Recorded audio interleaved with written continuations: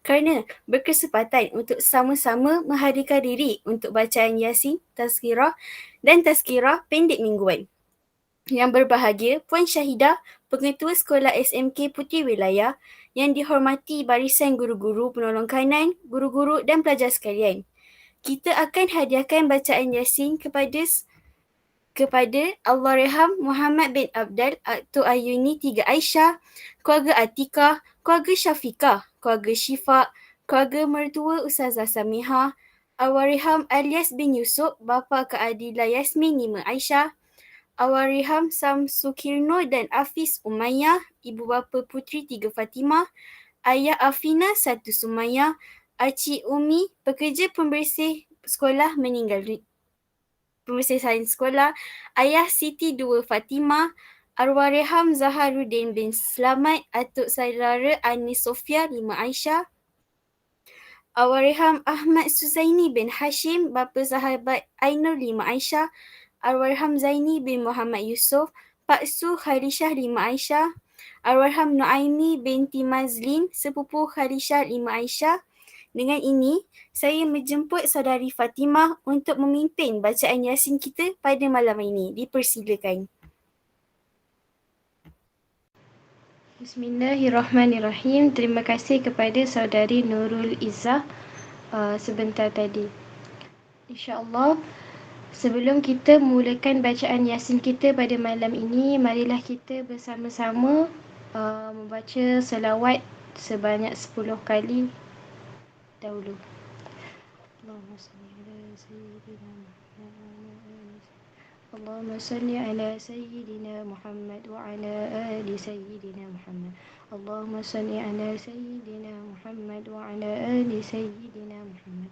Allahumma salli ala sayyidina Muhammad wa ala ali sayyidina Muhammad.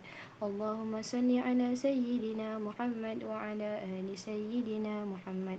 Allahumma salli ala Muhammad wa ala ali sayyidina Muhammad. Allahumma salli ala sayyidina Muhammad wa ala ali sayyidina Muhammad. Allahumma salli ala sayyidina Muhammad wa ala ali sayyidina Muhammad. Allahumma salli ala sayyidina Muhammad wa ala ali sayyidina Muhammad. Allahumma salli ala sayyidina Muhammad wa ala ali sayyidina Muhammad. الفاتحة. أعوذ بالله من الشيطان الرجيم. بسم الله الرحمن الرحيم. الحمد لله رب العالمين الرحمن الرحيم مالك يوم الدين. إياك نعبد وإياك نستعين. اهدنا الصراط المستقيم صراط الذين أنعمت عليهم غير المغضوب عليهم ولا الضالين. آمين. أعوذ بالله من الشيطان الرجيم. بسم الله الرحمن الرحيم. ياسين والقرآن الحكيم.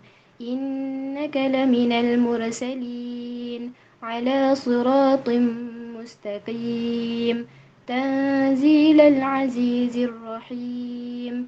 لتنذر قوما ما أنذر آباؤهم فهم غافلون. لقد حق القول على أكثرهم فهم لا يؤمنون.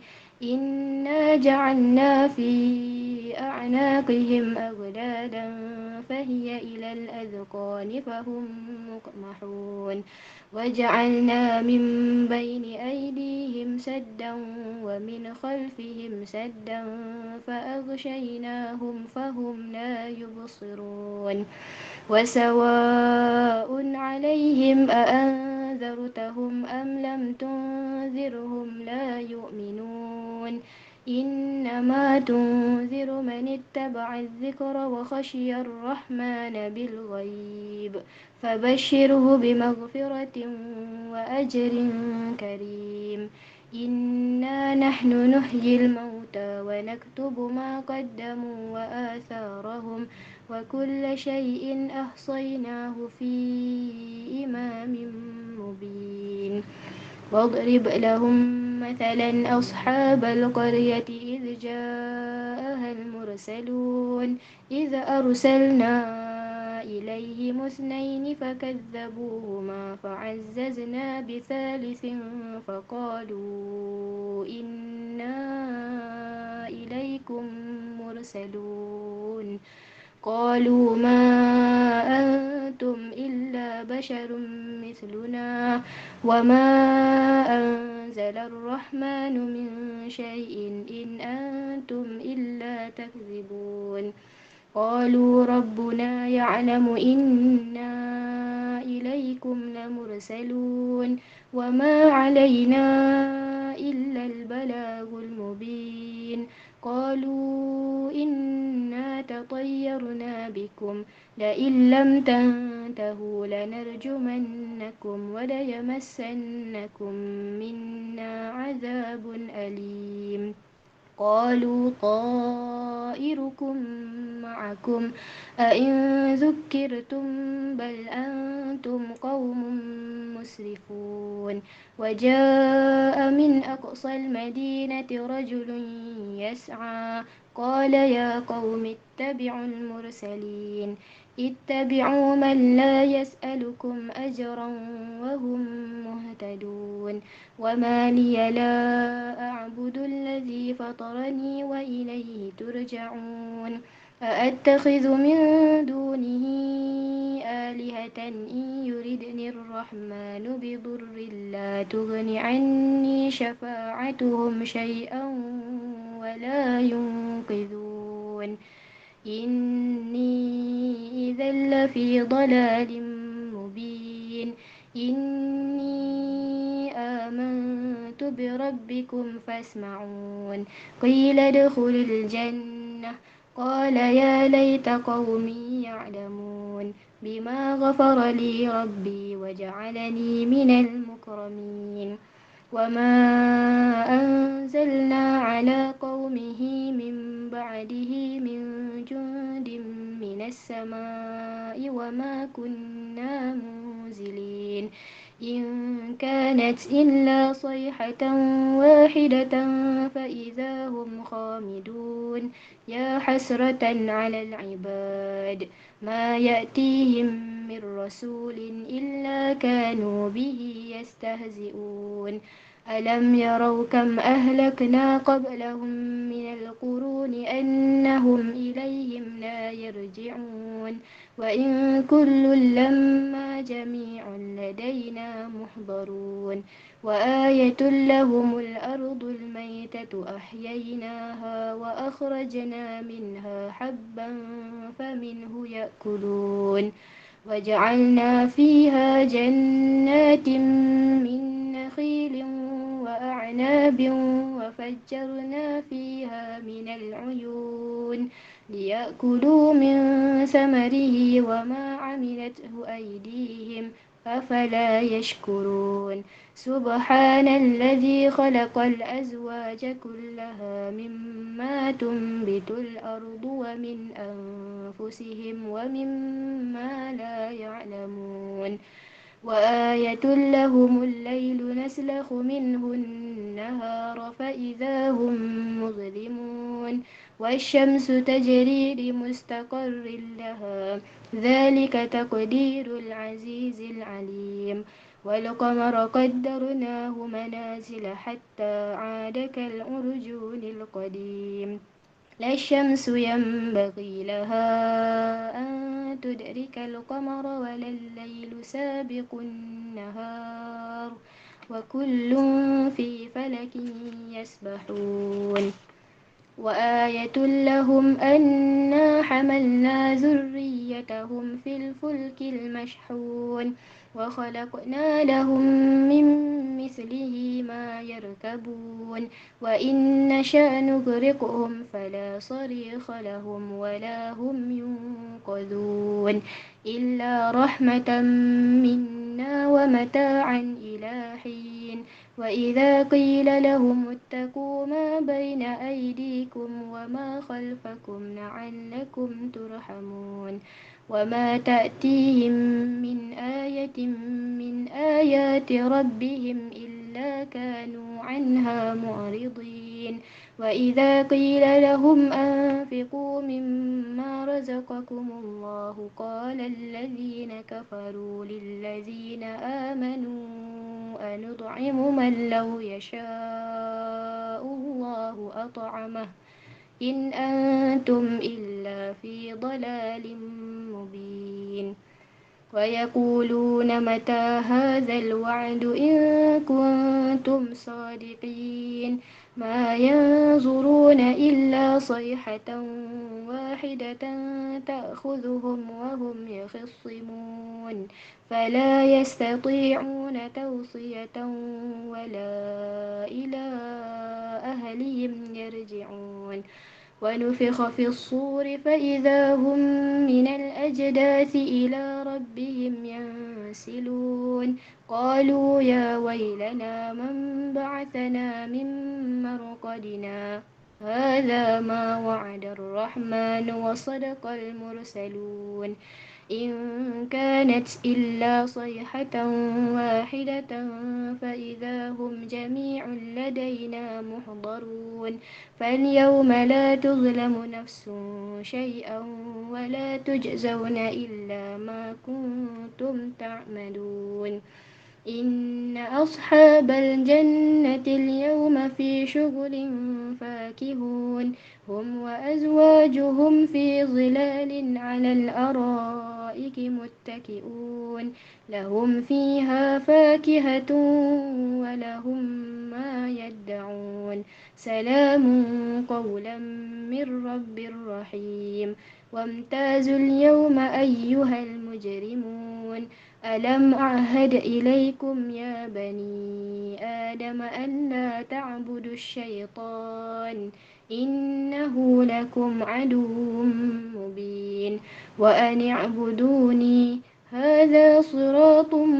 مستقيم ولقد أضل منكم جبلا كثيرا أفلم تكونوا تعقلون ولقد أضل منكم جبلا كثيرا أفلم تكونوا تعقلون هذه جهنم التي كنتم توعدون يصلوها اليوم بما كنتم تكفرون اليوم نختم على أفواههم وتكلمنا أيديهم وتشهد أرجلهم بما كانوا يكسبون ولو نشاء لطمسنا على أعينهم فاستبقوا الصراط فأنى يبصرون ولو نشاء لمسخناهم على مكانتهم فما استطاعوا مضيا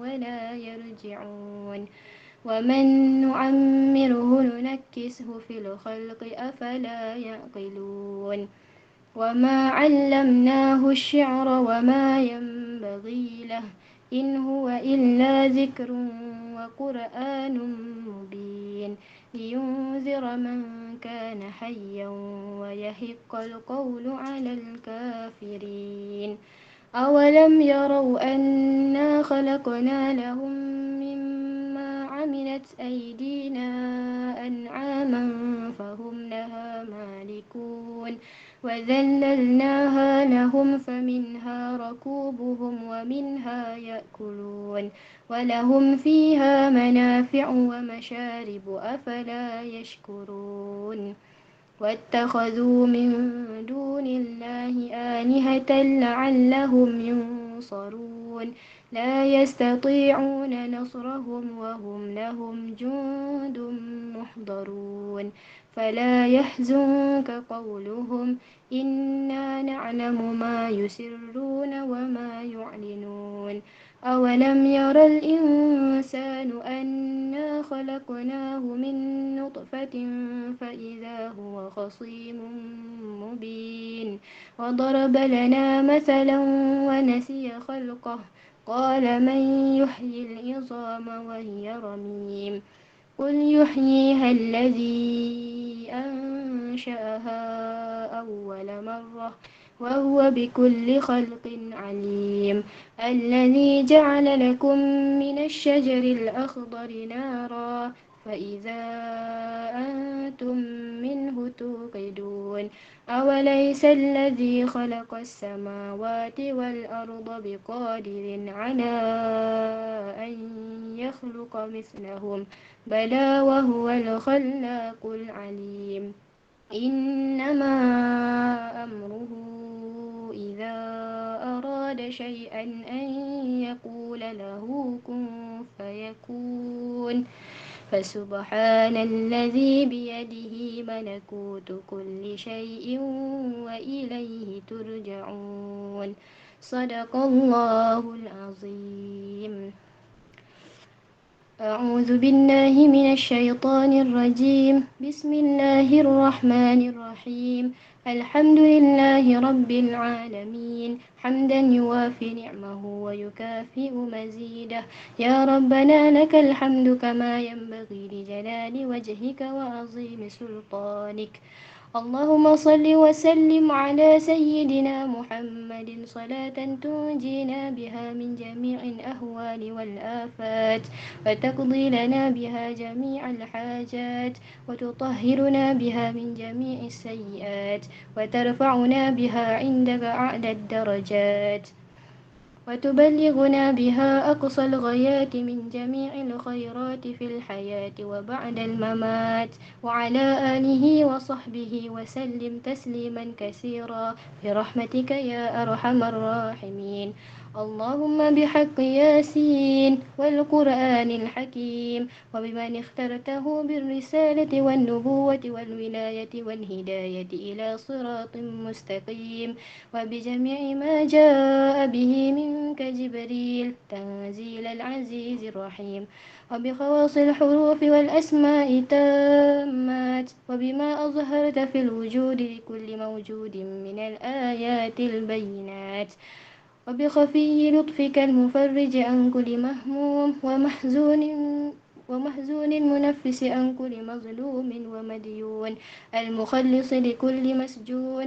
يا مجري البحار والعيون يا من جعل خزائنه بين الكاف والنون وعلم بما كان قبل أن يكون نسألك اللهم أن تسلك بنا جادة رضاك وأن تجعلنا أهلا ومحلا لسعادتك وغناك وأن تيسر لنا جميع المرادات والمطالب وأن تجعلنا بين عبادك في كل حال الظافر الغالب وألا تحوجنا إلى أحد من خلقك في أمر رزقنا وأن تربط ألسنة المتفوهين بالمكروه في حقنا وأن تقرنا حركاتنا بالتوفيق وأن تجعل رضاك أنا خير مصاحب لنا ورفيق وأن تتحفنا بالجلالة والمهابة وأن تمن علينا بسرعة الإجابة استجب اللهم دعاءنا استجب اللهم دعاءنا استجب اللهم دعاءنا وحقق فيك رجاءنا وأدخلنا في حزر لطفك المصون بسر قولك الحق إنما أمره إذا أراد شيئا أن يقول له كن فيكون سبحان المنفس عن كل مهموم سبحان المنفس عن كل مغموم سبحان المنفس عن كل مديون سبحان من أمره إذا أراد شيئا أن يقول له كن فيكون يا مفرج الهموم يا مفرج فرج يا مفرج فرج فرج عنا همومنا يا حي يا قيوم يا ذا الجلال والإكرام وصلى الله على سيدنا محمد وعلى آله وصحبه وسلم والحمد لله رب العالمين آمين يا رب العالمين. Amin amin ya rabbal alamin. Dengan ini, mari kita meneruskan majlis kita dengan tazkirah ringkas pada malam ini. Dengan ini, saya menjemput saudari Sufi dan saudari Dania untuk membincangkan topik mengenai menjauhi jenayah bunuh diri. Dipersilakan.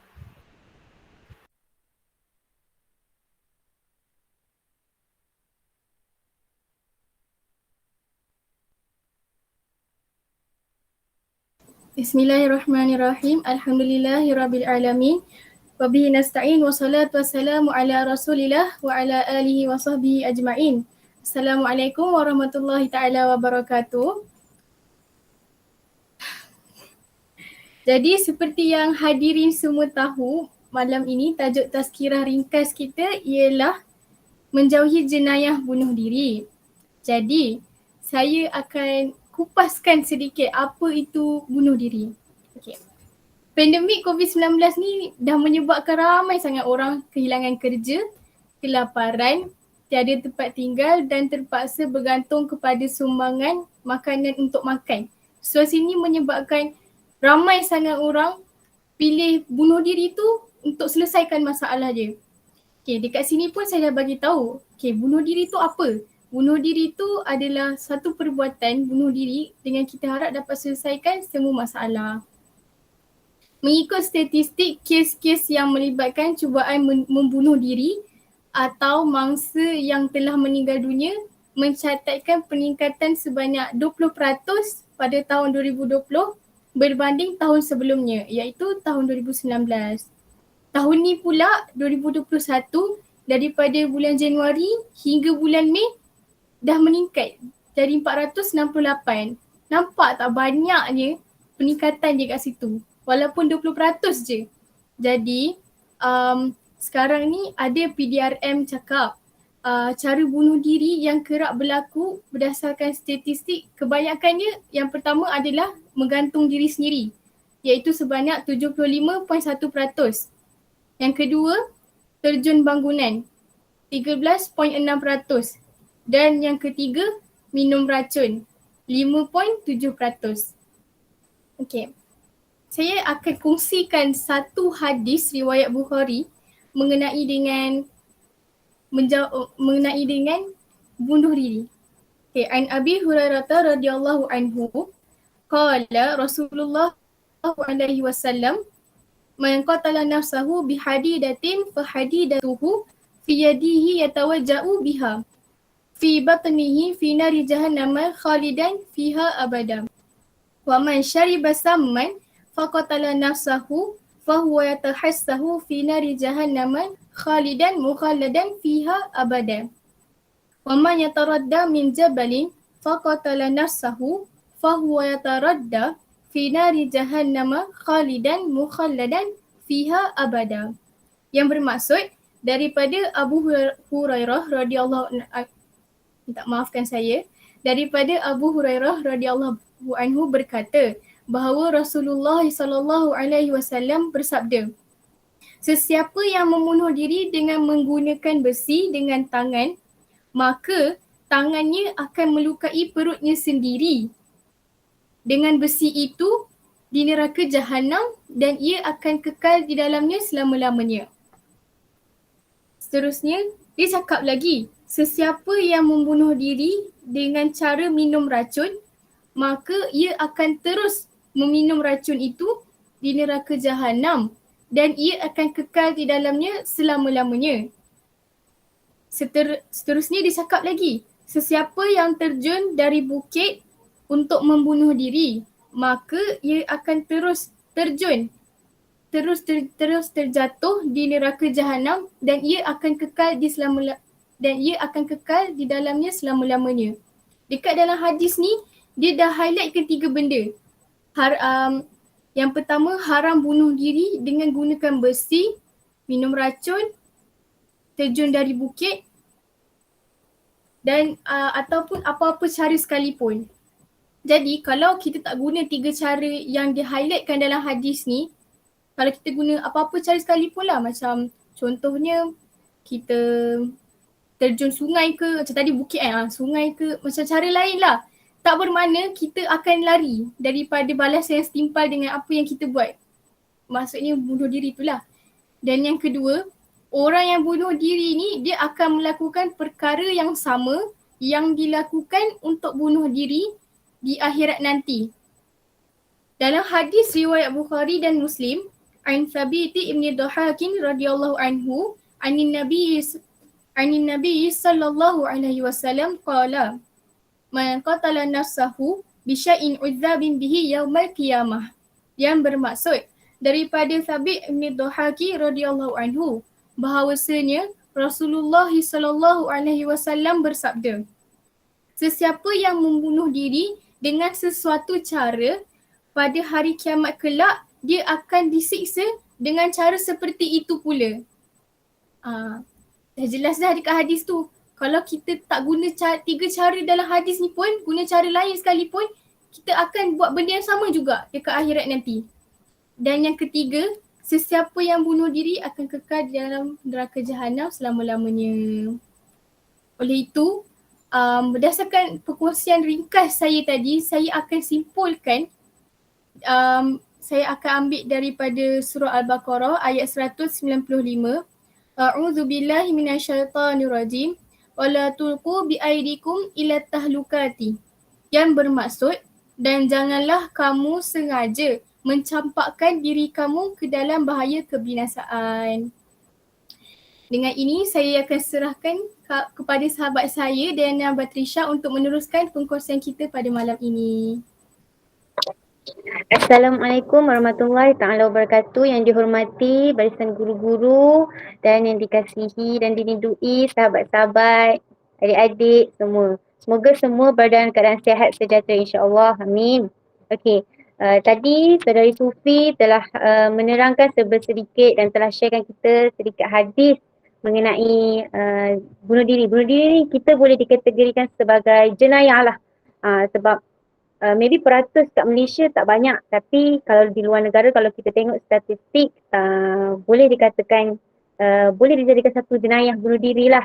Okay. Jadi saya akan bagi tahu apa punca-punca atau sebab-sebab yang boleh mendorong kepada jenayah bunuh diri ni.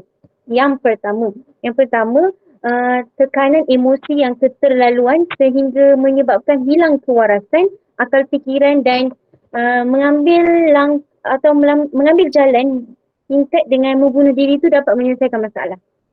Jadi di sini adalah kita boleh highlight adalah salah satu tekanan emosi yang maybe certain people atau setengah orang tu dirasa tertekan yang teramat sampai bunuh diri dapat menyelesaikan masalah. Itu kita bila dengar orang cakap bunuh diri itu adalah salah satu penyelesaian dia daripada dia tertekan emosi tu, kita dengar macam biasa. Kenapa? Apalah dia ni sampai stres sikit je dah sampai fed up nak hidup macam tu. Macam dah tak boleh dah nak hidup. Kita dengar macam kenapa lah dia ni kan, tapi kita tak tahu apa yang dia rasa. Betul, yang pertama. Di sini adalah salah satu cara, macam mana cara kita kawal emosi kita waktu kita stres, waktu kita happy. Dekat sini kita kena tengok. Kalau kita stres, apa patut kita buat? Kalau kita tertekan, kita terlampau berfikir banyak ataupun kita rasa apa yang kita pikul tu, tanggungjawab yang kita buat tu, kita rasa macam kita tak mampu nak buat. Kita tak mampu nak pikul lah, kita tak mampu nak hadapi apa yang kita hadap sekarang ni. Kita kena kawal emosi kita. Macam contoh lah kan, kalau saya yakin sahabat-sahabat saya mesti selalu dengar, kita paling dekat lah artis Korea, banyak kita dengar artis ni bunuh diri sebab dia tertekan. Sebab apa? Sebab netizen ataupun dia punya pengikut dia berkata buruk mengenai dia. Contohnya macam dia ni seru, dia ni tak suka lah dia menyanyi-nari, kenapa lah dia ni, contohlah macam tu kan. Jadi dia ambil jalan penyelesaian dia sebab dia bunuh diri. Itu artis Korea yang kita sebelum ni kita pernah dengar kan, saya yakin. Itu dia. Jadi disebabkan masyarakat sekeliling pun mampu untuk mempengaruhi fikiran kita daripada kita rasa down. Elok-elok kita nak berdiri dengan diri kita sendiri, tiba-tiba kita tertekan sebab orang sekeliling kita kata-kata kita yang bukan-bukan. Di sini pun emosi kita. Ini adalah salah satu ujian kepada kita. Kita tak rasa artis sahaja yang melalui benda tu. Kita sekeliling kita pun mesti kita ada macam kau ni. Kau pakai tudung singkat. Kau kata kau nak pakai tudung. Tapi pakailah tudung elok-elok. Tutup dada ni pakai tudung singkat. Itu diri kita kata, kita dah berubah, dah pakai tudung ni pun dah salah satu yang pelan-pelan lah dulu. Okay. Kita rasa kawan kita mendownkan diri kita. Dia dah pakai tudung. Tapi dia still kata macam kita ni bukan-bukan kan. Kita janganlah ambil perkara tu negatif. Macam kita ubah pun kita tak appreciate lagi. Bukannya sokong aku ke apa. Kita juga maybe dengan cara yang dia cakap macam tu dapat dia sayang kat kita tapi dia tak nak tunjuk lah. Kita kenalah di sini kita kena ada sikap apa, ada rasa apa, husnuzan. Husnuzan dengan orang. Macam contoh kalau dia cakap sebab apa, setengah orang kalau kita cakap kasar dia akan rasa macam terasa kan. Macam sakitnya hati aku bila cakap macam tu kan. Di sini kita kena husnuzan lah. Maybe dia sayang kat kita tu tapi dia tak nak tunjuk. Kita kena ada husnuzan kat sini. Sebab apa kalau kita sentiasa berfikiran negatif, kadang-kadang fikiran negatif ni satu benda yang memang fikiran negatif ni tak sihat pun untuk minda kita. Jangan amalkan fikiran negatif. Kalau ada rasa fikir yang tak elok ke, aku tak berani lah. Macam contoh lah kan, kalau apa contoh kan Google Meet kan. Aku nak jawab soalan untuk bagi ni. Tapi tapi takut lah nak apa nak train apa nak tekan apa panggil ni yang suara lah yang kita nak buka suara kita macam nanti dah tak nak lah nanti kan kalau salam tak nak pula. Jadi lah branding diri kita daripada kita rasa takut dia. Maksudnya tak kira nak bagi tahu kita kena fikir baik. Jangan fikir elok. Macam contoh jangan rasa fikir elok tu menguasai diri. Tapi kita kena hubungan. Ambil dia baik. Kalau kita salah, kita belajar. Kalau kita jangan rasa takut. Ataupun kita saya kata hubungan. Okey, itu satu. Yang kedua adalah kurang bertawakal kepada Allah dan menyangka dengan membunuh diri ni adalah salah satu jalan penyelesaian. Kita kurang bertawakal kepada Allah. Kita sebagai umat Islam, kalau kita Islam, kita tak patut ada rasa nak bunuh diri tu. Memang tak patut. Bagi saya memang tak patut. Sebab apa? Islam dah ajar kita. Islam dah didik kita. Kalau kita Islam, tapi kita ada rasa, kita dah letih juga ni. Kita dah semua masalah yang kau ada punya kita tak mampu dah nak tanggung. Bunuh diri satu penyelesaian. Dia Islam tapi dia fikir bunuh diri tu satu penyelesaian. Bagi dia tak patut. Sebab Islam ajar banyak penawar. Sebab penyakit emosi ni adalah salah satu penyakit kan. Jadi setiap Allah cipta satu penyakit tu mesti ada penawar dia. Jadi kita kenalah cari penawar dia. Macam contoh kalau kita stres kan. Stres yang terlampau tertekan kan. Apa berinteraksi dengan keluarga. Kita pergi beriadah dengan keluarga. Itu pun dapat memberi ketenangan kepada diri kita, jiwa kita semua. Dapat melepaskan segala-gala masalah yang kita ada. Janganlah ambil penyelesaian, kita nak simpan, pendam seorang-seorang. Lepas tu tutupkan diri, terlindung, tak nak jumpa orang. Stres sangat. Okay? Dan yang ketiga adalah kurang berdoa kepada Allah yang maha berkuasa menjadikan dan menjadikan dan menentukan segala-galanya. Kita dah tahu Allah berkuasa. Allah maha agung. Allah maha segala-galanya. Tapi, apa kita buat? Kita susah. Kalau orang yang bila susah cari Allah tu, itu ada juga. Janganlah kita amalkan ataupun janganlah kita ada sifat yang bila susah baru nak cari Allah tu, jangan. Tapi, ini yang kalau dia kadang-kadang dia lupa. Macam tu solat tak solat. Dia anggap solat tu sekadar, mak ayah je suruh solat. Lepas tu kalau orang mak ayah tak suruh tak solat. Kita kena ada rasa sifat, kita ni hamba. Kita jangan lupa, kita ni adalah seorang hamba yang tak ada apa-apa. Kita kena bergantung kepada Allah. Okey? Tinggi mana kita, darjat kita sebagai sultan ke, kita pegawai ke, kita berkuasa, kita ada kuasa kat dunia ni pun. Kita jangan lupa kita adalah hamba yang sentiasa berbuat salah, yang sentiasa berdosa, yang sentiasa memerlukan ataupun selalu perbaiki diri. Okey? Selalulah berdoa, janganlah kurang berdoa. Kat mana-mana kita berada, kita sentiasalah berdoa. Makan pun kita doa, masuk tandas pun kita ada doa. Kita doa, keluar rumah pun ada doa. Sentiasalah berdoa. Okey?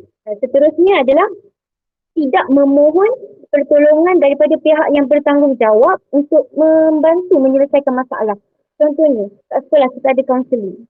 Ni golongan yang selfish, yang rasa diri dia mampu simpan pendam seorang kan. Macam aku kalau ada masalah aku simpan seorang je, aku tak share kat orang. Kalau dengan kaunseling dia tak share, kita faham lah. Maybe dia malu lah dengan cikgu-cikgu kat sekolah ke dia tak nak share. Ini kalau dengan keluarga, dengan kawan pun dia tak nak share. Ni terlampau orang kata aku boleh simpan seorang-seorang. Janganlah. Jangan rasa diri mampu. Sebabnya kadang-kadang kita perlu mendengar nasihat. Bila kita share dengan kawan, bila kita share dengan keluarga kita, mak ayah kita share dengan guru-guru kita apa masalah kita. Diorang ni, mereka ni boleh bagi kita nasihat. Kalau perkara yang kita buat tu salah, mereka akan perbetulkan. Jadi di sini pentingnya komunikasi antara dua hala. Dia dapat bagi, okay, kalau awak buat macam ni, awak tak boleh buat macam ni salah. Dia boleh bagi.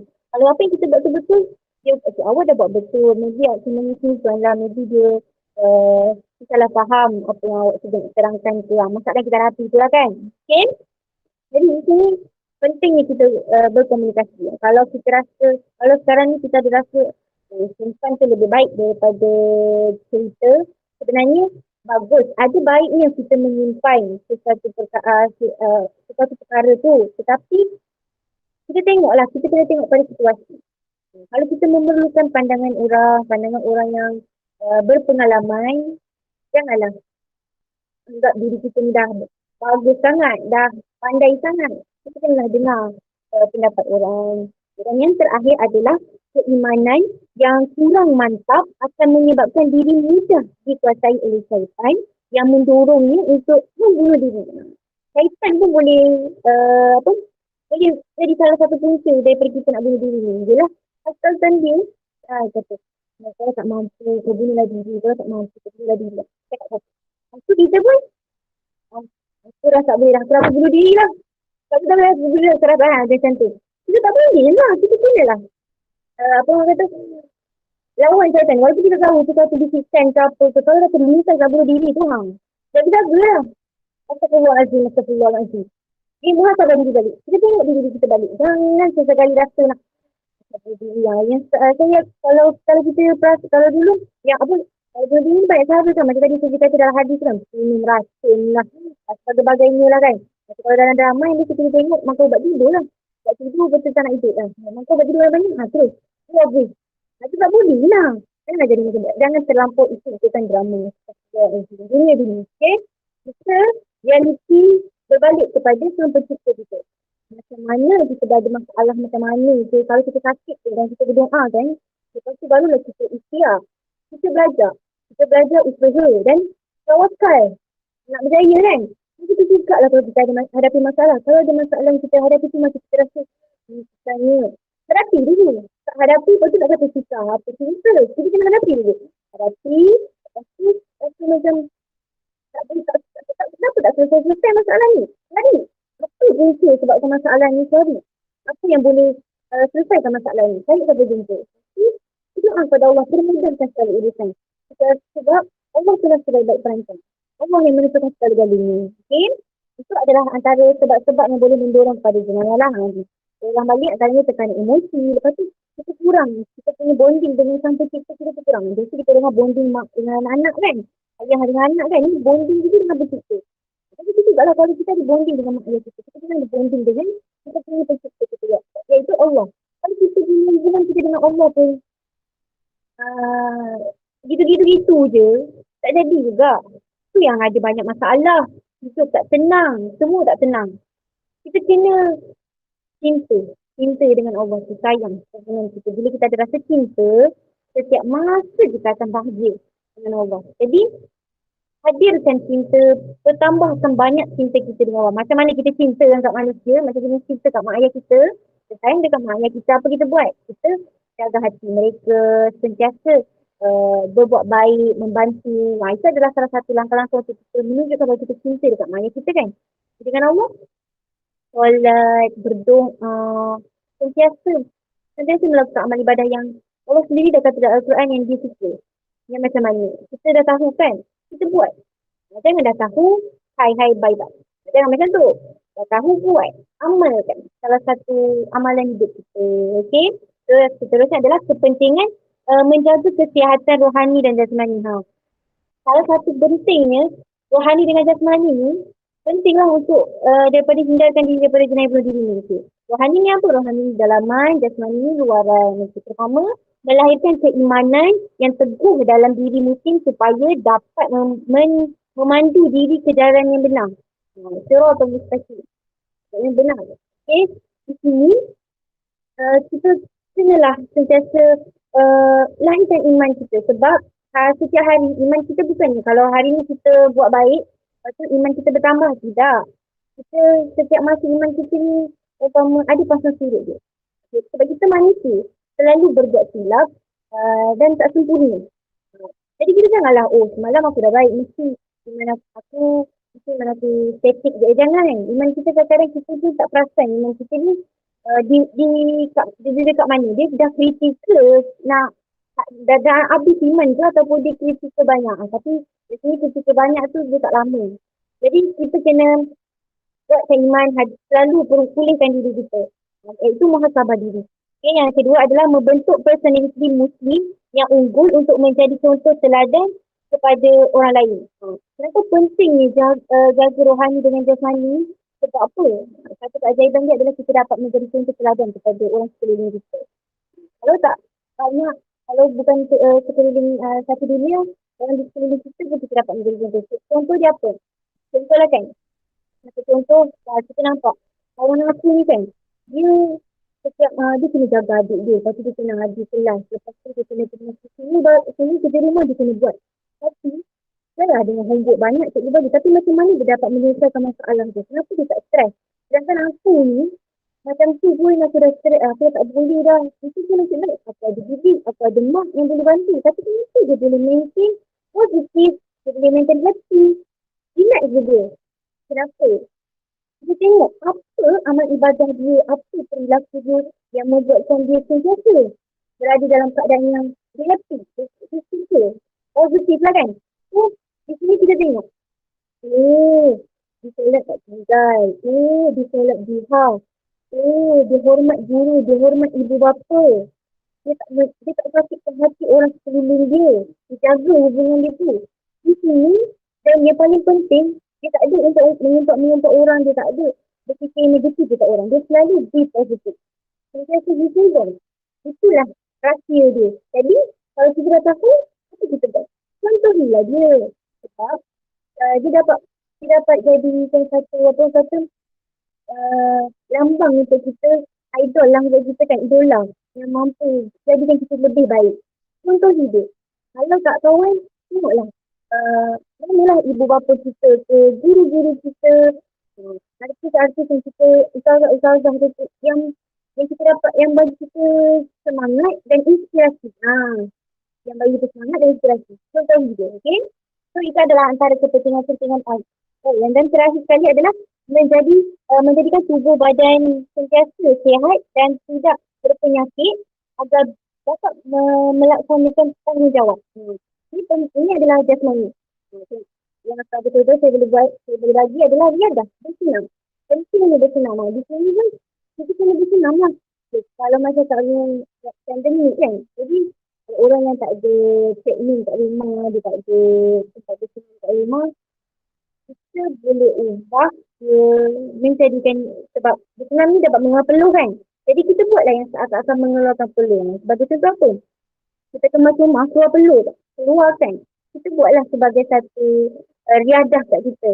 Riadah, selain kita kemas rumah, kita boleh bantu ibu masak. Lepas tu tidak kain. Itu pun dapat memberikan peluh. Memang keluar peluh. Saya buat pun keluar peluh. Boleh buat korang. Kalau anda nak buat. Ini salah satu riadah. Jangan tak buat. Memang ini satu amal ibadah. Kita kena bantu ibu bapa kita di rumah. Sebab di rumah sekarang ni kan. Kalau nak bantu guru, kita tak berada di sekolah. Tapi bantu guru boleh dari segi tembok. Siapkan ya. Jangan tak siap. Okay. Cuba siapkan. Okay. Di sini, itu riadah kita kat rumah. Sebab kita pandemik kan, tak boleh keluar rumah. Tapi sekarang Alhamdulillah kita dah boleh pergi taman. Tapi ni sebelum lah, kita bantu doktor. Dapat keluarkan peluh. Itu adalah antara kepentingan kita untuk menjaga kesihatan rohani dan jasmani. Dan akhir sekali, apa langkah-langkah yang boleh kita lakukan untuk menghindarkan diri daripada perbuatan cubaan membunuh diri ni. Jadi niat kita cuba apa langkah-langkah kita boleh lakukan. Pertama, mendekatkan diri kepada Allah. Memang tak lain tak bukan berikan kita. Kita kena berbalik kepada dia. Dekatkan diri kita dengan mantapkan amal ibadah kita. Perbanyakkan amal ibadah kita. Kalau free tu jangan duk tengok drama je, jangan duk main game je. Kita buka lah surah yang boleh mengukuhkan diri kita balik. Dah kita ni Okey, selalu tak silap. Jadi bila kita selalu dengan ceramah, InsyaAllah Allah akan bagi hidayah, kita dapat perbetulkan diri kita. Okay? Sentiasa dengar. Orang memberi motivasi ke, selalulah dengar. Janganlah bila keluar je dekat scroll-scroll dekat YouTube tu kan, dia dengar asal ceramah je. Rawah lagi, tengok. Jangan. Kalau dah keluar tu, orang nak bagi hidayah tu, tekanlah tengok sekejap. Sekejap minit pun tak apa. Dan nanti kita dapat isi dan fungsi kita. Okay? Dan yang kedua, berjumpa dengan kaunselor untuk meminta pandangan. Jadi kat sini, kita kenalah, janganlah, inilah antara orang yang selfish. Janganlah, kalau kita tak sekolah, ada kaunselor kan. Jadi kalau kita ada masalah, kita masalah apa, kita ada masalah dengan kawan kita, kita ada masalah dengan keluarga, kita rasa kita susah, tak nak belajar. Ini kita kaunselor. Kaunselor boleh selesaikan masalah kita. Kalau malu, jangan jumpa kaunselor. Inilah dengan rakan-rakan kita share. Mana tahu kawan-kawan kita boleh bagi, dia boleh tanya mak ayah dia boleh tanya pendapat ke. Share, jangan tak share. Sebab kita kadang-kadang kalau simpan pendam seorang-seorang pun tak mampu. Kita perlukan perkongsian. Kalau kita rasa kita tak percaya kepada orang, kita orang kan, kita tak, lain orang lain. Setiap individu ni Allah lahirkan memang dia takkan sama. Dia macam dia akan dia lain-lain, bergantung kepada situasi. Maybe dia rasa tu macam contohlah kan, orang tu apa yang dia lakukan, dia punya perbuatan dia maybe sama dengan kawan dia, tapi situasi berbeza. Jadi di sini setiap individu, matlamat hidup dia semua lain. Dia tak boleh nak samakan. Jadi di sini maybe ada setengah orang, kalau dia share, dia macam dia tak selesa, dia tak boleh nak share dengan orang, dia tak percaya. Jadi di sini saya boleh bagi suggestion kepada golongan-golongan macam ni, berkongsilah dengan Allah. Lepaskan segala masalah, masalah ataupun yang selama kita pendamkan. Lepaskan. Kalau paling best, saya bagi waktu kita orang lain tidur, kita buat tajuk, buat surat taubat, kita doa, kita share. Allah ganti hari ni, aku penat sangat. Share je, cakap je apa yang kita rasa, kita fikir waktu tu. Sebab Allah sebaik-baik pendengar, Allah lah sebaik-baik perancang, Allah lah paling maha berkuasa. Kita share je. Semua Allah tak boleh bagi respon macam kita punya orang di sekeliling kita. Tapi bagi saya, Allah ada satu keajaiban, ada satu kuasa yang dapat menjadikan kita sangat-sangat tenang. Cuba. Kalau tak percaya, cuba malam ni, okey? Cakap, lepas doa tu doa, kata-kata, saya percaya, esok pagi semua, kalau yang buat ni bangun, mesti akan rasa tenang. Jiwa ni rasa, ya Allah, lapang, selapang ni. Ada masalah ni nak hadapi. Tapi, boleh senyum. Okay? So, cuba. Dan yang terakhir adalah mendapatkan perkhidmatan salinan kesihatan mental. Janganlah orang kata, kalau sahabat kita kata kan, itu kau pergi klinik, itu tidak itu. Tu gila lah macam, tak gila lagi lah. Janganlah. Aku sihat je. Jangan meninggalkan sebab sahabat, keluarga kita ni yang sentiasa berada dengan kita ni, setiap masa tengok kita ni, dia dapat saksikan perbezaan diri kita. Jadi, dia sayangkan kita, dia risaukan kita. Kita kenalah. Janganlah itu. Aku sihat, tapi tak nak pergi kan. Pergilah. Mana tahu ada yang mencegah lebih baik daripada membantu. Okay? Janganlah fikir. Aku sihat je, dia tak ada lah dia orang nak fikir. Tak, janganlah. Kita fikir macam dia orang sayangkan kita. Lagipun, kita kata itu lebih baik ni lagi. Kita pun tak tahu sebab kita sakit ni kita tidak kan. Kita pergilah dulu, okey? Itu sahaja daripada saya. Harap dapat memberi manfaat kepada anda yang mendengar. InsyaAllah. Okey? Kita ingat satu je. Allah Subhanahu Wa Taala ada dengan kita. Kita senang macam mana kita percaya Allah ada dengan kita. Allah yang mampu memberikan ketenangan kepada kita. Okey? Kalau ada rasa-rasa nak bunuh diri tu, cepat-cepat. Jadi kita doktor. Okay? Itu sahaja daripada saya. Wallahualam. Saya kembalikan majlis kita kepada penyiasat kepada Izzah. Itu saya. Terima kasih kepada Saudari Sufi dan Saudari Dania atas penyampaian tazkirah itu tadi. Okay, jadi sebelum kita akhiri majlis kita pada minggu ini, marilah kita bersama-sama baca doa Rabitah. Dan saya akhiri majlis ini sampai di sini saja. Assalamualaikum warahmatullahi wabarakatuh.